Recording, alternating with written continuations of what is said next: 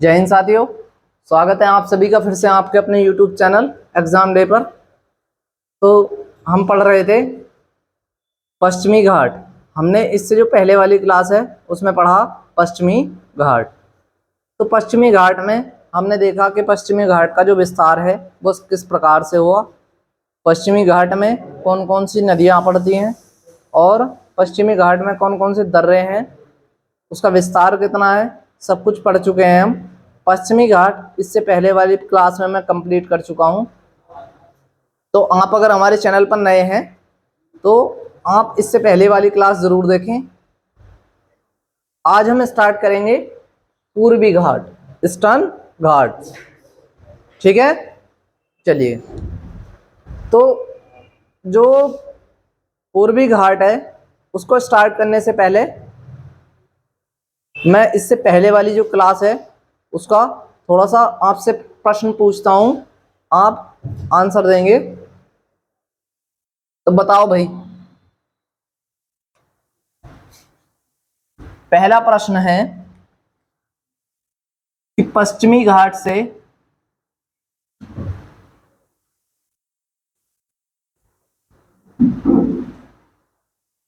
कौन कौन सी नदियां निकलती हैं? बताओ भाई।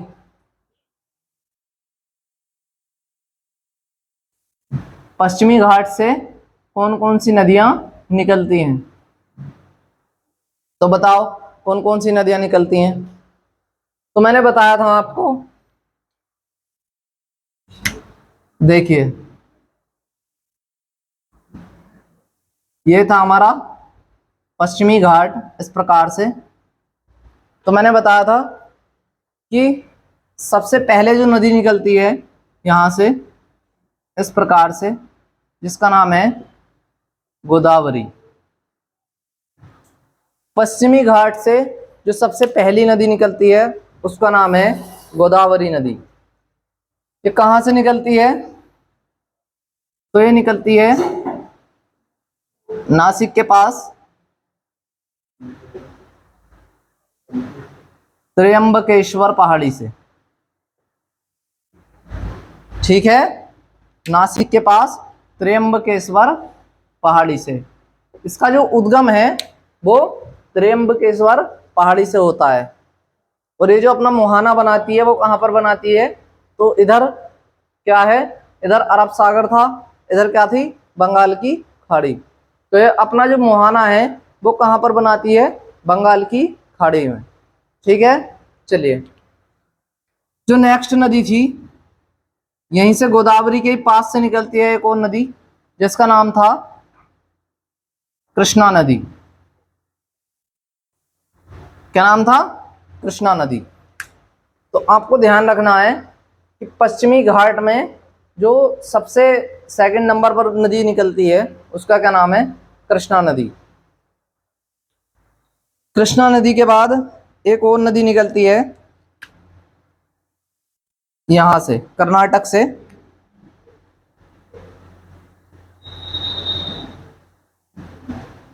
जिसका नाम है शरावती नदी। शरावती नदी। ठीक है भाई। तो कृष्णा के बाद कौन सी नदी निकलती है? शरावती नदी। इसके बाद जो नदी निकलती है ये कौन सी निकलती है? कावेरी। ठीक है, कावेरी नदी। ये कहां से निकलती है? तो ये निकलती है, इसका जो उद्गम है वो निकलती है ये ब्रह्मगिरी पहाड़ी से। ब्रह्मगिरी पहाड़ी से। ध्यान रखना है आपको कि जो कावेरी नदी है वो किस पहाड़ी से निकलती है? तो ब्रह्मगिरी पहाड़ी से। इसका उद्गम स्थल है ये ब्रह्मगिरी पहाड़ी। और ये अपना मुहाना कहाँ पर बनाती हैं? तो इस ओर जब ये नदियाँ जा रही हैं तो अपना मुहाना कहाँ पर बनाएंगी? बंगाल की खाड़ी में। ठीक है, चलिए। इसी में आपको थोड़ा और ध्यान रखना है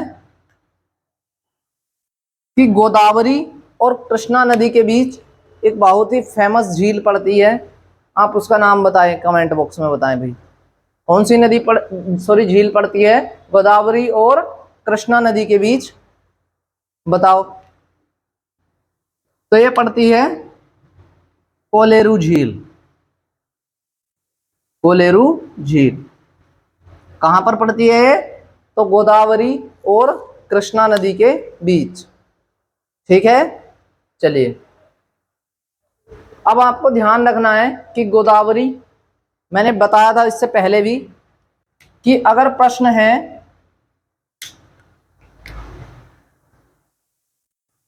कि दक्षिण भारत की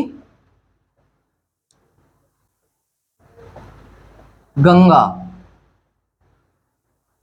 किस नदी को बोलते हैं भाई?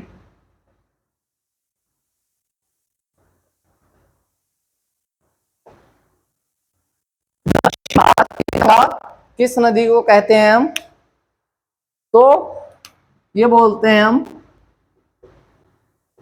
गोदावरी को, क्योंकि दक्षिण भारत का ज्यादातर एरिया यही नदी कवर करती है, गोदावरी। तो उसको हम क्या बोलते हैं? दक्षिण भारत की गंगा। जबकि ये जो कावेरी नदी है, अगर प्रश्न हो कि दक्षिण की गंगा, दक्षिण की गंगा, तब आप क्या आंसर देंगे? तो कावेरी।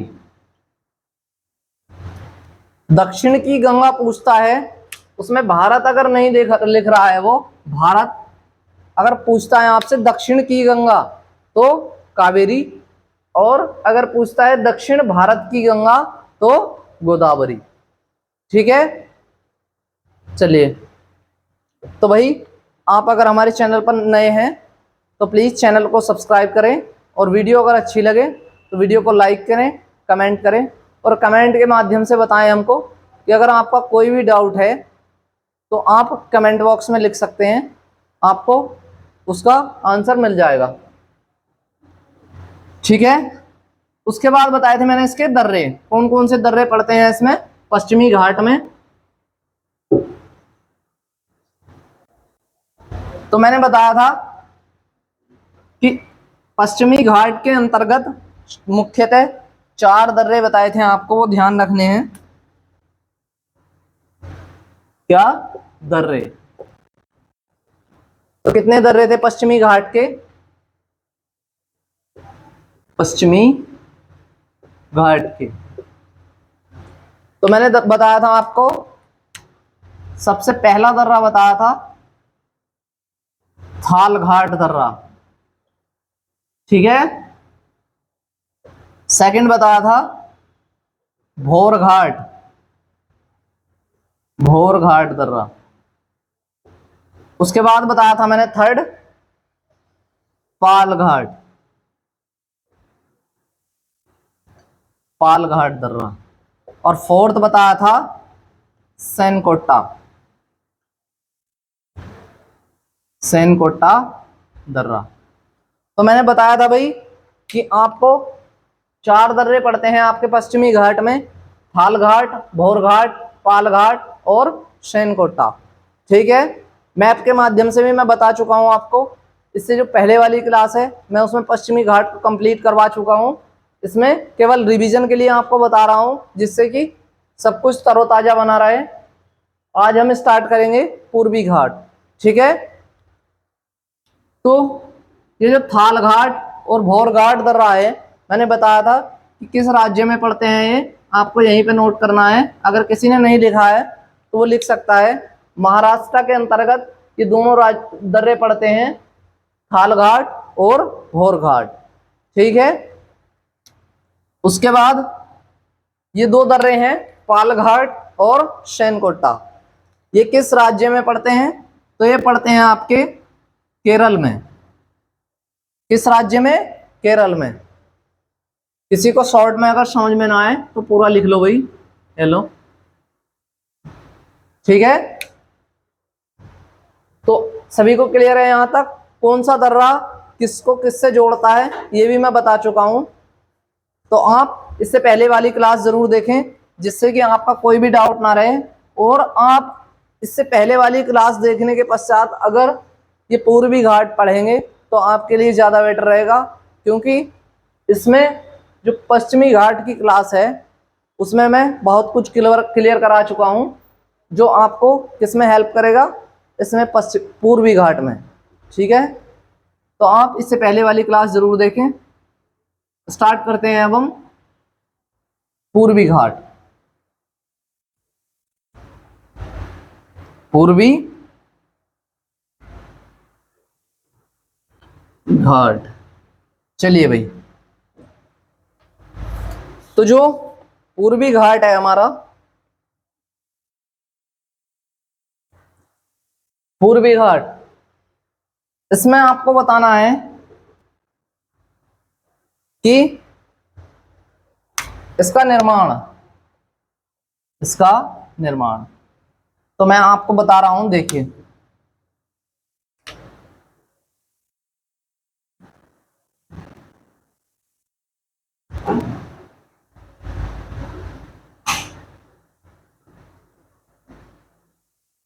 ये इस प्रकार से, ये क्या था, तो ये था आपका ईस्टर्न घाट, ईस्टर्न घाट या पूर्वी घाट। ठीक है भाई, ये है पूर्वी घाट और ये था पश्चिमी घाट, पश्चिमी घाट। तो पश्चिमी घाट हम पढ़ चुके हैं, आज हम पढ़ेंगे पूर्वी घाट। ठीक है, चलिए देखते हैं भाई। तो यहां पर इस प्रकार से एक पहाड़ी पड़ती है जिसका क्या नाम है, इसका नाम है नीलगिरी पहाड़ी। तो मैंने बताया था कि नीलगिरी पहाड़ी पूर्वी घाट और पश्चिमी घाट को जोड़ती है। ठीक है, जो नीलगिरी की पहाड़ी है हमारी, वो पूर्वी घाट और पश्चिमी घाट को जोड़ती है। इसी को क्या बोलते हैं हम, तो पूर्वी घाट और पश्चिमी घाट का जो मिलन स्थल बोलते हैं, किस पहाड़ी को बोलते हैं हम, तो नीलगिरी पहाड़ी को। ध्यान रखना है आपको। चलिए, तो ये जो आपका पूर्वी घाट है, पूर्वी घाट, इसका जो निर्माण है वो किस कारण से हुआ, देखिए। तो मैंने बताया था कि जिस प्रकार पश्चिमी घाट को बताया था उसी प्रकार से बता रहा हूं फिर से, कि ये थी हमारी यूरेशियन प्लेट। कौन सी, यूरेशियन प्लेट। उसके बाद ये कौन सी प्लेट थी आपकी, तो भारतीय प्लेट, भारतीय प्लेट। तो जब ये भारतीय प्लेट यूरेशियन प्लेट से टकराई, जब भारतीय प्लेट यूरेशियन प्लेट से टकराई, तब दो घाटों का निर्माण हुआ था। मैंने बताया था पश्चिमी घाट में, तो जो द्रोण घाट बना, जिसमें जो बिना टूट फूट के, अब एक प्रकार से आप ऐसे देख सकते हैं कि ये एक पार्ट था, तो इस प्रकार से एक पार्ट अलग हुआ इधर वाला, और एक हुआ ये इस प्रकार से। ठीक है, तो आपने देखा कि ये जो सीधे बिल्कुल एकदम सीधी लाइन में एक पार्ट अलग हुआ, इसी को क्या बोलते हैं हम, पश्चिमी घाट। ठीक है, इसको क्या बोलते हैं, पश्चिमी घाट। जबकि ये जो इस प्रकार से हुआ, जिसमें बलय पड़ गई, आप ऐसे समझ सकते हैं कि आपने अंडा देखा होगा, अंडे को अगर आप बीच से काटते हैं तो उसमें एक साइड तो बिल्कुल समतल होगी और एक साइड उठी हुई होगी।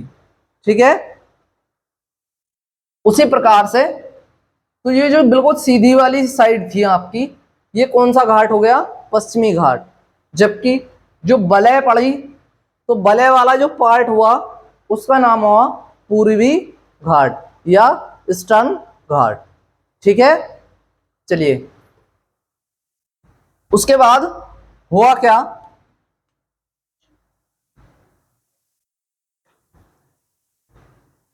तो आप इसको इस प्रकार से ही बोल सकते हैं, देखिए भाई, कि जो पूर्वी घाट है, पूर्वी घाट एक बलित पर्वत है। ठीक है, क्या है? एक बलित पर्वत। तो ऐसा पर्वत जो प्लेटों के टकराने से वलय पड़ने के कारण जिसका निर्माण हुआ, उसको आप क्या बोलते हैं? वलय पर्वत। ठीक है, चलिए नेक्स्ट देखते हैं कि इसका जो निर्माण हुआ, वो इसका निर्माण, इसका निर्माण किस काल में हुआ? तो वो हुआ आपका कैम्ब्रियन काल में। किसमें? कैम्ब्रियन पीरियड, कैम्ब्रियन काल में। ठीक है, जबकि जो पश्चिमी घाट था, इसका जो निर्माण हुआ था वो किस काल में हुआ था? तो प्री कैम्ब्रियन काल में। ठीक है, और पूर्वी घाट का हुआ कैम्ब्रियन काल में। क्लियर है सभी को? चलिए भाई, तो वर्तमान में जो अरावली पर्वत आपने देख रहा कि वर्तमान में बलित पर्वत का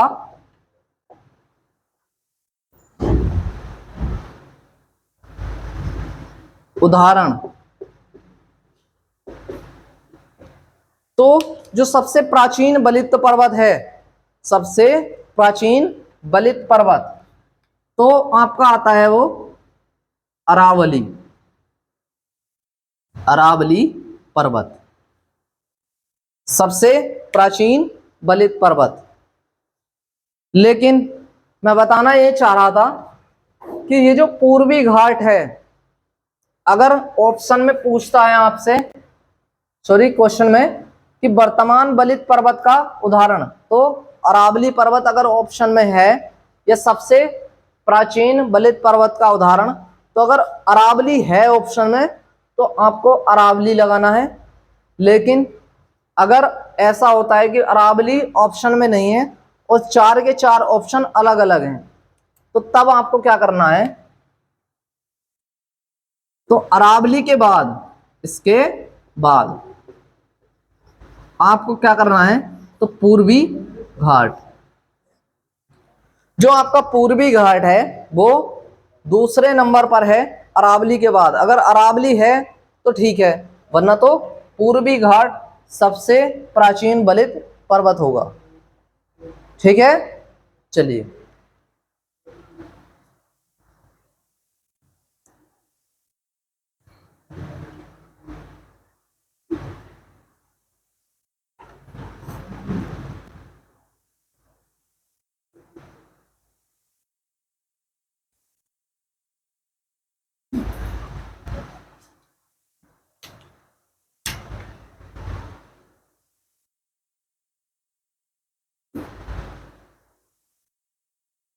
देखिए भाई, मैंने बताया इसका निर्माण, तो आप यहां देखिए मैप में, ये इस प्रकार से उठा हुआ एक भाग है, इस प्रकार से, और ये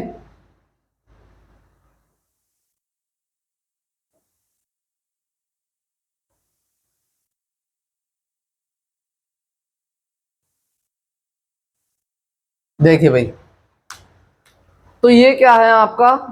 तो ये जो पश्चिमी घाट था, ये पश्चिमी घाट, इसका जो ढाल था वो किस ओर था? तो पूरब की ओर। ठीक है, पश्चिमी घाट का जो ढाल था वो पूर्व की ओर था। इसी के कारण मैंने दिखाया था आपको कि पश्चिमी घाट की नदियों में, कि जो पश्चिमी घाट की नदियां हैं वे अधिकांश नदियां अपना जल कहाँ पर गिराती हैं? बंगाल की खाड़ी में। किसके कारण? ढाल के कारण। क्योंकि जल तो भाई उधर ही जाएगा जिधर ढाल होगा, ये तो है नहीं कि किसी पहाड़ी पे चढ़ जाएगा। तो देखिए ये है आपका क्या? पश्चिमी घाट। पश्चिमी घाट ये है पश्चिमी तटीय मैदान। कहां पर? ये सारा पश्चिमी तटीय मैदान है। ये है आपका अरब सागर। इस ओर क्या पड़ता है? तो ये अरब सागर। अरब सागर।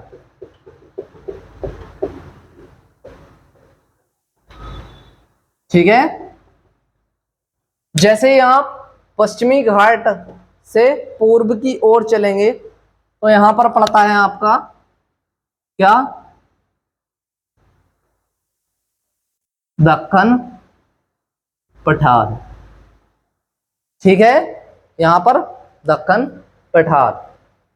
उसके बाद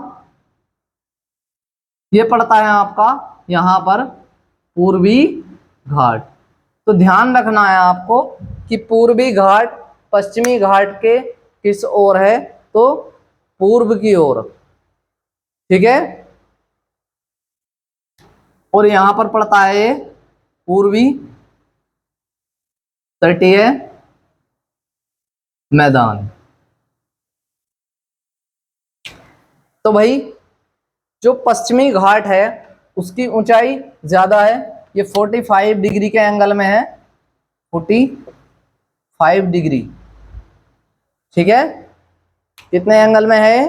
तो 45 डिग्री के।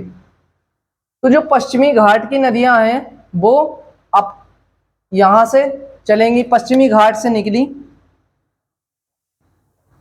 जो नदियां अरब सागर की ओर चलती हैं, पश्चिमी घाट की वे नदियां बता रहा हूं मैं आपको। तो पश्चिमी घाट से चलने वाली ये नदियां जो अरब सागर में अपना जल गिराती हैं, तो यहां से निकली और यहां पर इन्होंने अपना जल गिरा दिया। ठीक है, तो इनको कम दूरी तय करनी पड़ी। ठीक है, कम दूरी तय करनी पड़ी भाई। तो जब नदी खड़े ढाल से बहेगी, ये कैसा ढाल है? तो ये है मंद ढाल। और ये कैसा ढाल है? तो ये है तीव्र ढाल। तो पश्चिमी घाट का जो ढाल है वो कैसा है? तो वो है तीव्र ढाल। जबकि जो आपका पूर्वी जो घाट है उसका जो ढाल है वो कैसा ढाल है? मंद ढाल। तो मंद ढाल से चलने वाली जो नदियां होंगी वो अपने साथ ज्यादा अवसाद लाएंगी और मिट्टी रेत वगैरह अपने साथ ज्यादा लाएंगी बहाकर, जो लंबे मार्ग से बहेंगी। अब एक नदी यहां से निकली और अरब सागर में गिर गई। ठीक है, और खड़े ढाल से बह रही है वो नदी, तो उसका क्या होगा? उसका जो बहने की स्पीड है वो भी ज्यादा होगी, क्योंकि जब ऊंचाई से गिरेगी नदी तो जल का जो बहाव होगा वो तेज होगा। तो वो अपने साथ जो भी मिट्टी या अवसाद वगैरह लाती है बहाकर, वो क्या करती है? अरब सागर में गिरा देती है। तो अरब सागर में जब वो गिराती है तो होता क्या है कि यहां पर ये जो अवसाद है, ये अवसाद वो क्या होंगे? इकट्ठे हो जाएंगे भाई। कहां पर? अरब सागर में एक गड्ढा बन जाएगा जब खड़े ढाल से नदी गिरेगी। और आपने देखा होगा कि जब ऊपर से आई और एकदम से खड़े ढाल से गिरी तो दूर तक छींट जाएंगी भाई उसकी।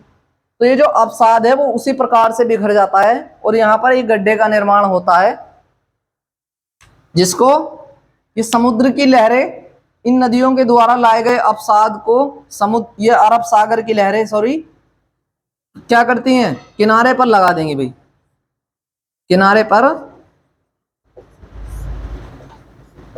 लगाती हैं और किनारे पर जब इकट्ठा कर देती हैं इस अवसाद को तो क्या होता है, एस्चुरी का निर्माण।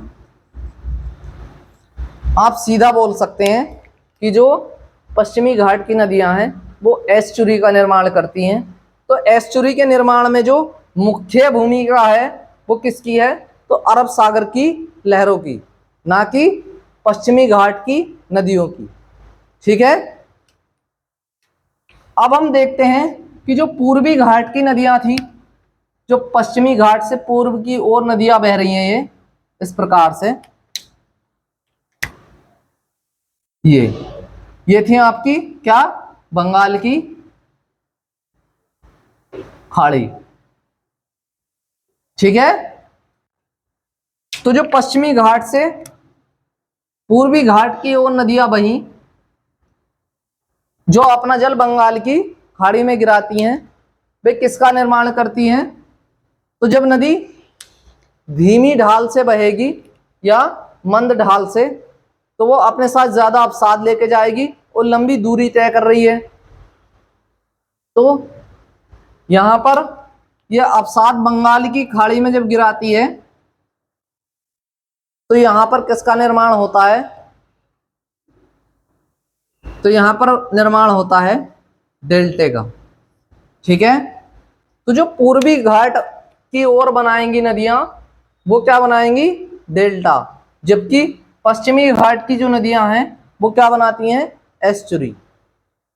ठीक है, मुख्यतः आपने सुना होगा सुंदरबन डेल्टा, गंगा और ब्रह्मपुत्र नदी मिलकर बनाती हैं।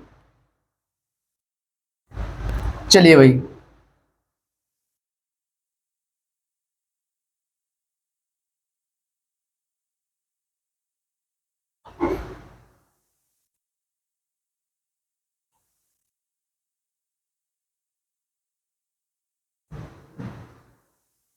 अब हम देखते हैं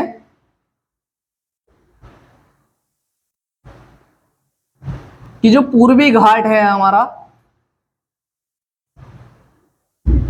पूर्वी घाट वो नदियों के द्वारा क्या हो रहा है, घर्षित हो रहा है भाई। यानी कि जो पूर्वी घाट है वो नदियों के द्वारा, अब यहां से कोई नदी निकली और इस ओर गिरी इस प्रकार से, तो क्या होगा, नदी का जो मुख्य कार्य है वो यहाँ पर कटान भी जरूर करेगी भाई। तो इसके अपर्दन, नदियों के अपर्दन के कारण जो हमारा पूर्वी घाट है उसका क्या हो रहा है, घर्षित हो रहा है वो, या छिन्न भिन्न हो रहा है, कट रहा है लगातार। ठीक है, चलिए, तो आप पॉइंट ले सकते हैं कि नदियों के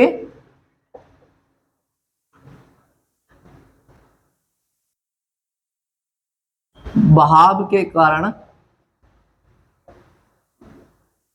पूर्वी घाट लगातार घर्षित या छिन्न हो रहा है। ठीक है, तो नदियों के कारण पूर्वी घाट लगातार घर्षित हो रहा है। किस प्रकार से हो रहा है मैं बता चुका हूं आपको। ठीक है, चलिए अब हम देखते हैं इसकी चट्टानें, किसकी, पूर्वी घाट की। उससे पहले मैं नदियों में ही बता रहा हूं, इसी को कंप्लीट कर लो पहले।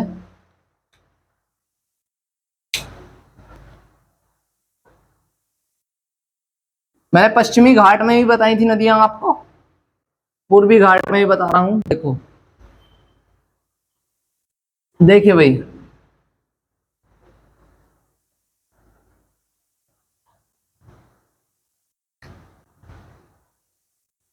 ये एक नदी निकलती है जिसका नाम है महानदी। ठीक है, क्या नाम है इसका? महानदी। डिटेल में हम जब नदियां पढ़ेंगे तब पढ़ेंगे, पर मैं इस समय बता रहा हूं आपको कि पूर्वी घाट की नदियों में, कि अगर नदियों से कोई भी प्रश्न आए तो आपको एकदम से पता चल जाए कि कौन सी नदियों के बीच में क्या है। ठीक है, उसके बाद जो नदी निकलती है यहां से, ये इस प्रकार से, कौन सी है ये? गोदावरी। ठीक है, गोदावरी के बाद ये नदी आई कृष्णा। कौन सी? कृष्णा। और कृष्णा के बाद कावेरी, जिसको दक्षिण की गंगा बोलते हैं हम। क्या नाम है उसका? कावेरी। तो ये जो पूर्वी घाट है, आपने देखा कि पूर्वी घाट में 4 नदियां भी पड़ती हैं और पश्चिमी घाट से ये निकल कर आती हैं पूर्वी घाट की ओर। तो मैंने बताया कि जो पूर्वी घाट है हमारा, उसका क्या हो रहा है? ह्रास हो रहा है, यानी कि वो लगातार अपरदन के कारण कम हो रहा है और कट रहा है जगह जगह से। तो आप इस प्रकार से ही बोल सकते हैं कि जो आपका महानदी और गोदावरी, महानदी और गोदावरी के मध्य का जो पूर्वी घाट है आपका, उसको क्या बोल सकते हैं आप? बोल नहीं सकते है। देखिए, तो ये है सतत सतत पर्वत। ठीक है, क्या है ये? सतत पर्वत। सतत पर्वत होता क्या है? तो जो पूर्वी घाट है वो पर्वत के रूप में केवल महानदी से गोदावरी नदी तक ही स्थित है। जो पूर्वी घाट है वो पर्वत के रूप में, यानी कि पर्वत वो कहां तक है? तो वो महानदी से गोदावरी तक स्थित है, मात्र पर्वत के रूप में। उसके बाद ये इस प्रकार से,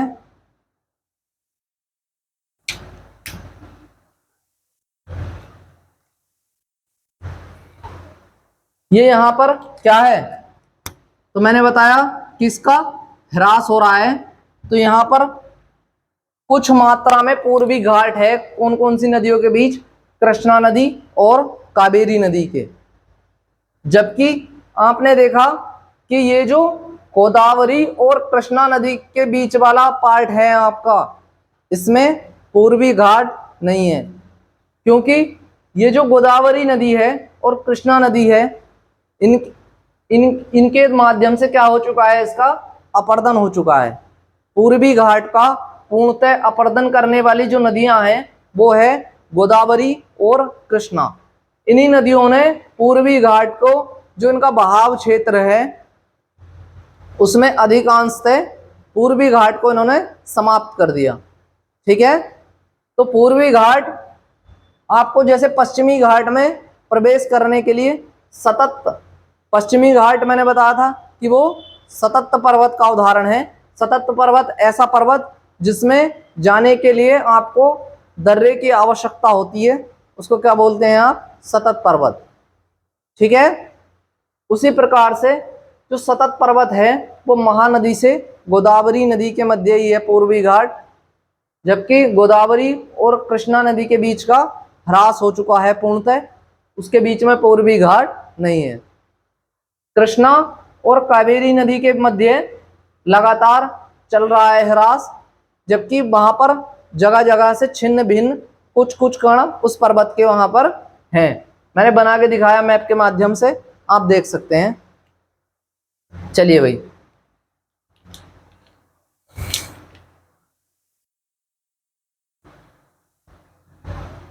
देखिए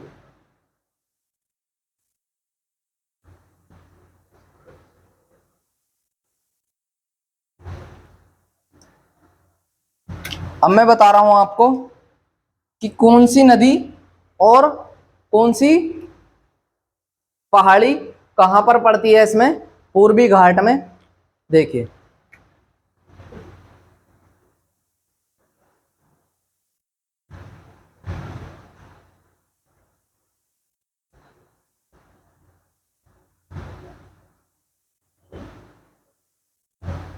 चलिए भाई,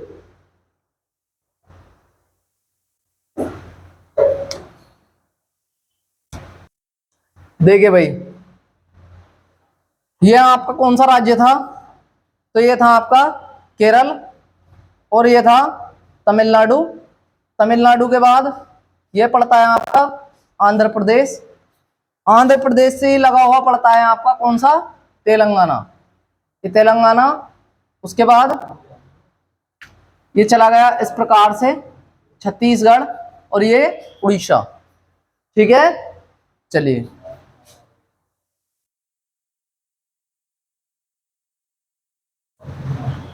तो यहां पर केरल और किसके, तमिलनाडु के, यहां पर इस प्रकार से केरल और तमिलनाडु के बॉर्डर पर यहां से एक नदी निकलती है, जैसे कौन सी, कावेरी। कावेरी नदी। नदियों को हम ब्लैक से देख रहे हैं, और जो पहाड़ियां होंगी उसको देखेंगे ब्लू से। ठीक है, तो यहां पर तमिलनाडु में जो पहाड़ियां पड़ती हैं, ये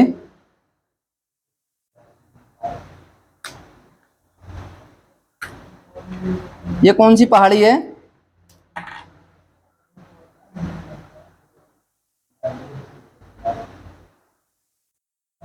तो इसका नाम है सेबेराय, सेबे राय पहाड़ी। तो आपको होगा क्या कि आपको पता चल जाएगा कि कौन सी नदी और कौन सी पहाड़ी कहां पर पड़ती है। इसमें एक ही बार में क्लियर हो जाएंगे कॉन्सेप्ट, आपको परेशान होने की जरूरत नहीं है। तो देखिए, कावेरी नदी निकली यहां से और किस ओर, बंगाल की खाड़ी की ओर गई, और कहां से, तो ये तमिलनाडु और केरल के बॉर्डर से। ठीक है, चलिए इसके बाद एक और पहाड़ी पड़ती है यहां पर, जिसका नाम है क्या, तो इसका नाम है जाबड़ी पहाड़ी। जाबड़ी पहाड़ी। ठीक है भाई, तो जाबड़ी पहाड़ी और सेवेराय पहाड़ी के मध्य एक नदी निकलती है, जिसका नाम है यहां से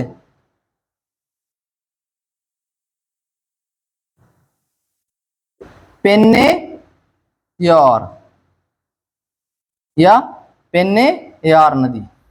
पेन्ने यार नदी किस किस पहाड़ी के मध्य से निकलती है, तो जाबड़ी पहाड़ी और सेवेराय पहाड़ी के मध्य से।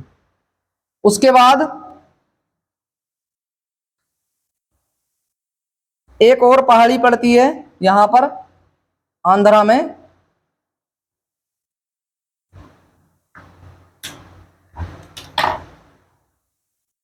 जिसका नाम है नागर पहाड़ी। ठीक है, क्या नाम है इसका, नागर पहाड़ी। कहां पर पड़ती है ये, आंध्रा में।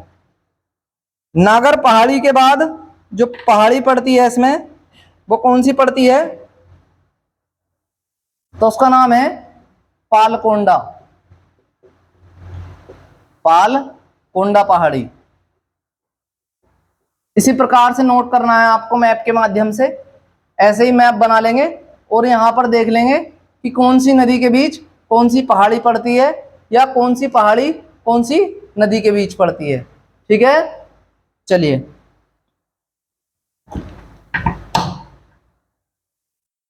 उसके बाद जो पहाड़ी पड़ती है यहां पर, उसका क्या नाम है, तो उसका नाम है बेसीकोंडा।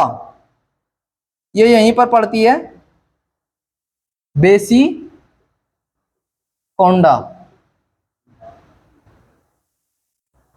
बेसीकोंडा के बाद इस प्रकार से इसी से लगी हुई एक और पहाड़ी पड़ती है, कौन सी, एरामला। कौन सी, एरामला पहाड़ी। एरामला पहाड़ी से नीचे एक और पड़ती है, नर्रा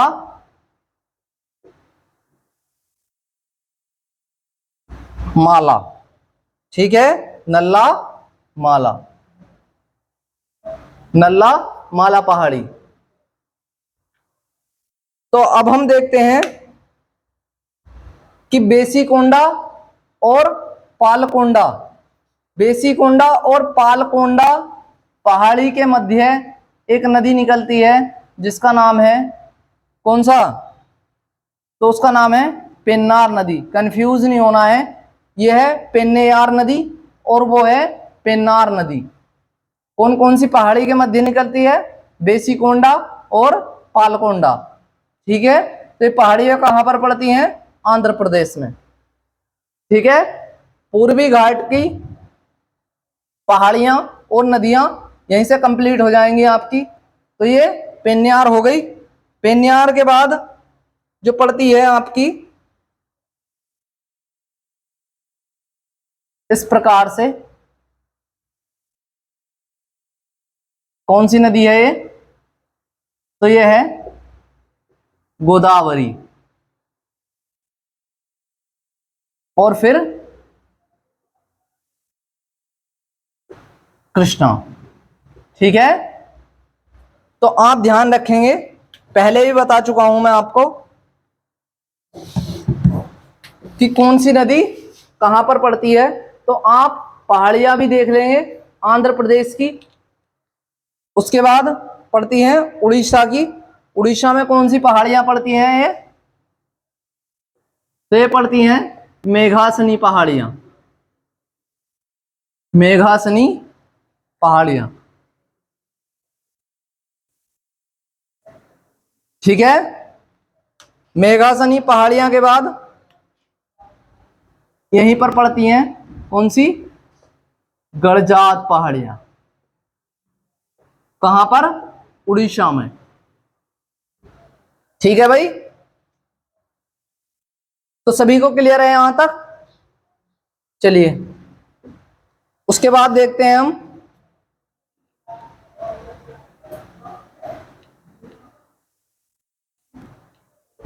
इसकी चट्टानें,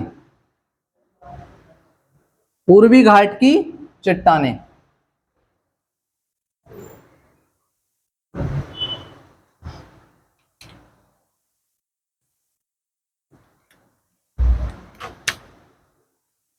तो आप पॉइंट में भी लिख सकते हैं, पूर्वी घाट में कौन कौन सी चट्टानें पड़ती हैं। तो पूर्वी घाट में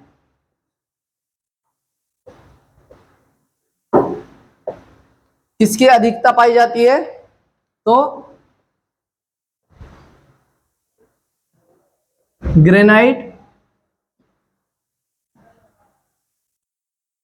नीस और सिस्ट। ग्रेनाइट, नीस और सिस्ट। तो ये किसके अंतर्गत पाए जाते हैं, पूर्वी घाट के अंतर्गत। ध्यान रखना है आपको, इस प्रकार की चट्टानें पाई जाती हैं इसमें पूर्वी घाट में। अच्छा, इसकी जो औसत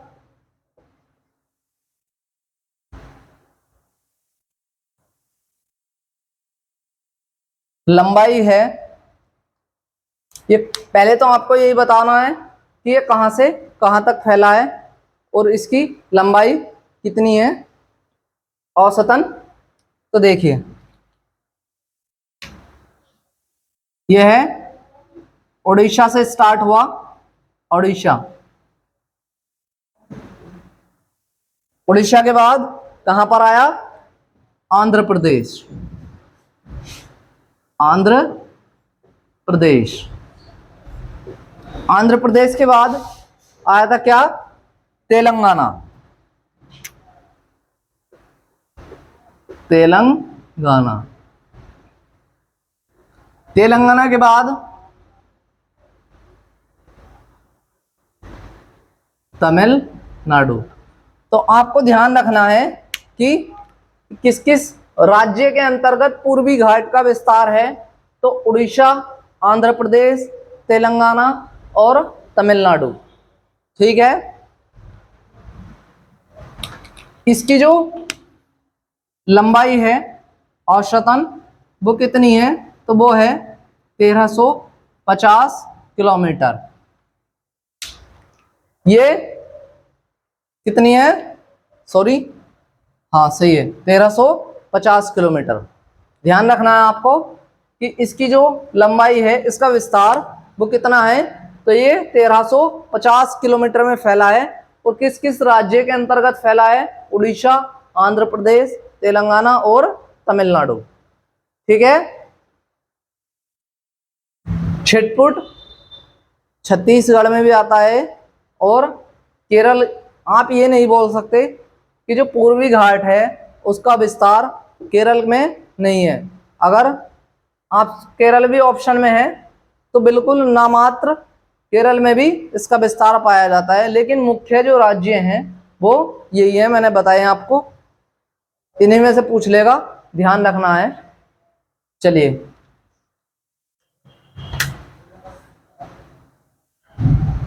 नेक्स्ट है कि इसका जो सर्वोच्च शिखर, इसका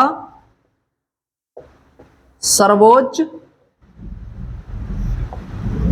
शिखर, तो बताओ भाई इसका सर्वोच्च शिखर कौन सा है? तो वो है जिद्दगड़ा, जिद्दगड़ा, जिसकी जो ऊंचाई है वो कितनी है?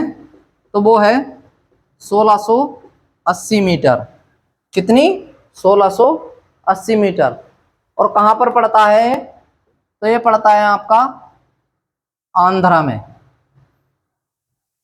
आंध्रा में भी कहां पर? तो विशाखापत्तनम।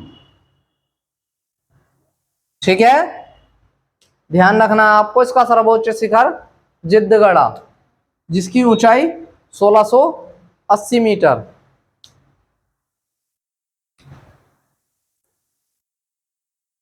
अगर आपसे पूछता है कि उड़ीसा का, तो उड़ीसा का जो था, उड़ीसा का क्या है? उड़ीसा का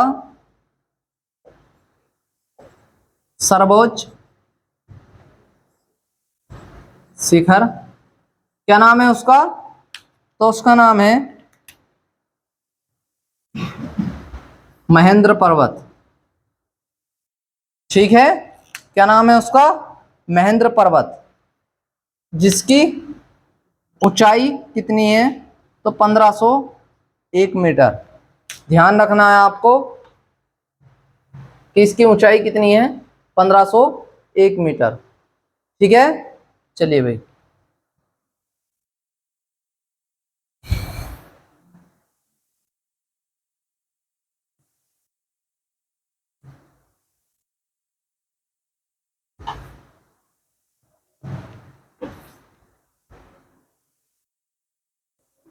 तो आप सभी को अच्छे से समझ में आ रहा है भाई? बताओ, कमेंट बॉक्स में बताओ।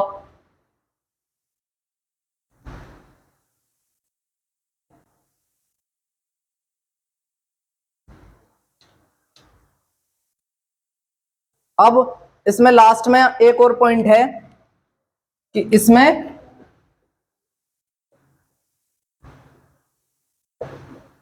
मानसूनी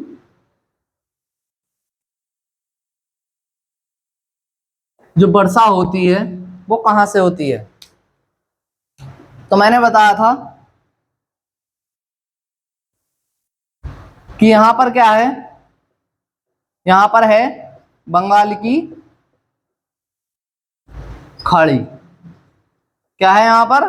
बंगाल की खाड़ी। ये था पूर्वी घाट।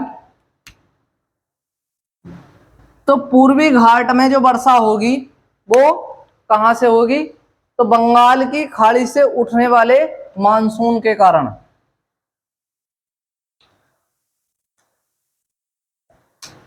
किस शाखा से?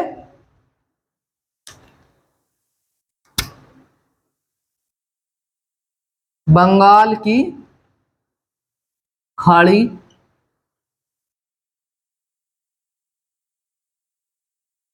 मानसून शाखा से। कहां से होगी इसमें वर्षा? तो बंगाल की खाड़ी से जो मानसून जाएगा इस ओर, और यहां पर जो पहाड़ियां हैं उनसे टकराएगा, तो यहां पर वर्षा करेगा। कहां पर? पूर्वी घाट पर। ठीक है।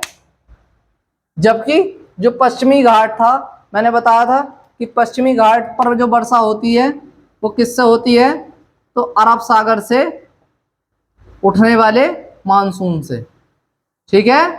ध्यान रखना है आपको कि पश्चिमी घाट पर जो वर्षा होती है वो किससे होती है? तो अरब सागर के मानसून से। जबकि जो पूर्वी घाट है वहां पर जो वर्षा होती है वो होती है बंगाल की खाड़ी वाले मानसून से। क्लियर है? तो इससे कितने प्रतिशत, सॉरी सेंटीमीटर वर्षा प्राप्त करता है ये? तो ये करता है 100 से 150 सेंटीमीटर वर्षा, वार्षिक वर्षा। ध्यान रखना है आपको कि बंगाल की खाड़ी से उठने वाले मानसून से पूर्वी तट पर जो वर्षा होती है वर्ष में, तो वो 100 से 150 सेंटीमीटर तक होती है। ठीक है। यहीं पर आप पश्चिमी घाट का भी नोट करेंगे। तो पश्चिमी घाट के जो मानसून है, पश्चिमी घाट के मानसून पर जो, सॉरी पश्चिमी घाट पर जो वर्षा होती है अरब सागर के, अरब सागरीय मानसून के कारण होती है। ध्यान रखना है आपको। तो जो अरब सागरीय मानसून है, मैंने बताया था कि ये सतत पर्वत है। यहाँ पर जो पश्चिमी घाट है आपका, तो ये जब अरब सागर की ओर से मानसून जाएगा तो ये तो है नहीं कि इसको पार कर देगा। मैंने बताया इसको पार करने के लिए दर्रे की आवश्यकता होती है। तो ये जब अरब सागर से मानसून पश्चिमी घाट की ओर गया तो ये क्या करेगा?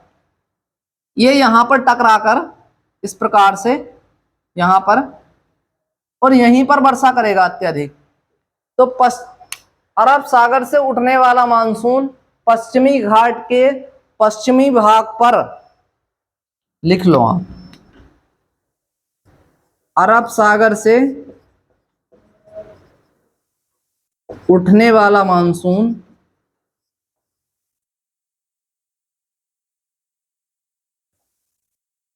पश्चिमी घाट के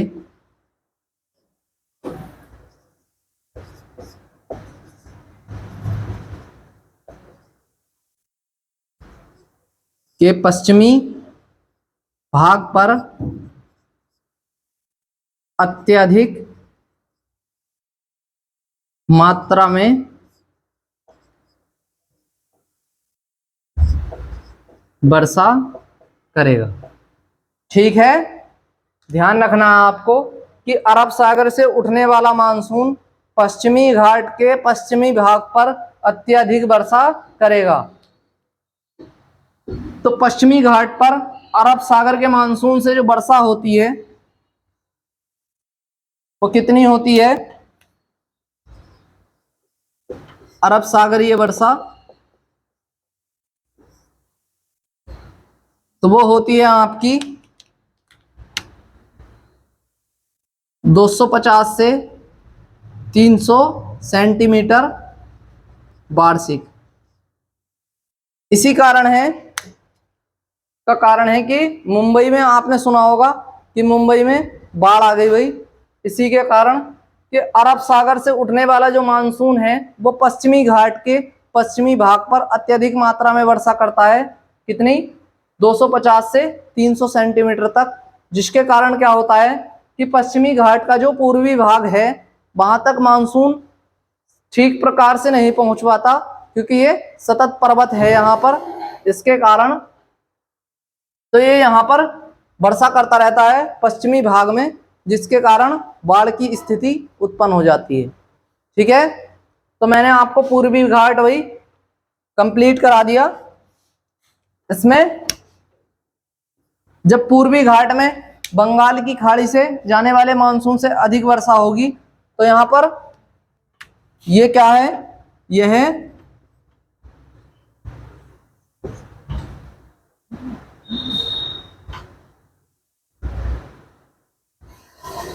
वनस्पति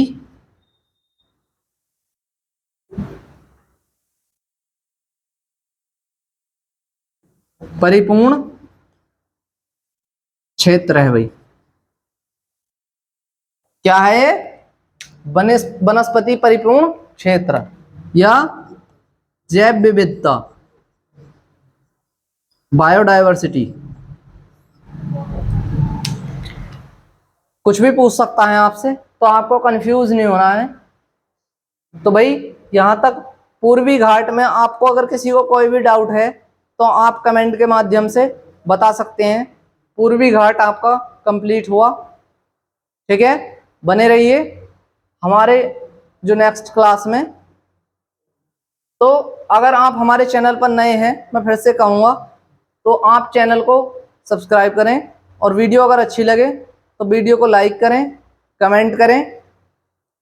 और इस क्लास की जो पीडीएफ है वो आपको हमारे टेलीग्राम चैनल एग्जाम डे पर फ्री ऑफ कॉस्ट दी जा रही है भाई। सब कुछ फ्री में है यहाँ पे, तो आप वहाँ से पीडीएफ डाउनलोड कर सकते हैं। पीडीएफ की जो लिंक है वो आपको वीडियो के डिस्क्रिप्शन बॉक्स में मिल जाएगी। आप वहाँ से जाकर पीडीएफ डाउनलोड कर सकते हैं।